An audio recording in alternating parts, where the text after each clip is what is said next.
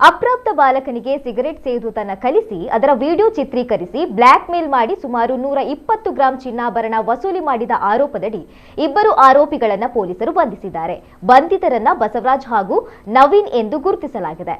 ಆರೋಪಿಗಳು ಮೊದಲು ಬಾಲಕನಿಗೆ ಸಿಗರೆಟ್ ಸೇದುವುದನ್ನು ಕಲಿಸಿದ್ರು. ಬಳಿಕ ಅದರ ವಿಡಿಯೋ ಚಿತ್ರೀಕರಿಸಿ ಅದನ್ನು ಪೋಷಕರಿಗೆ ತೋರಿಸುವುದಾಗಿ ಬೆದರಿಕೆಯನ್ನ ಹಾಕಿ ಬ್ಲಾಕ್ ಮೇಲ್ ಮಾಡಿ ಹಣಕ್ಕಾಗಿ ಪೀಡಿಸಿದ್ದಾರೆ. ಇದರಿಂದ ಕಂಗಾಲಾದ ಬಾಲಕ ಆರೋಪಿಗಳ ಬ್ಲಾಕ್ ಮೇಲ್ಗೆ ಸಂಪೂರ್ಣವಾಗಿ ಶರಣಾಗಿದ್ದ.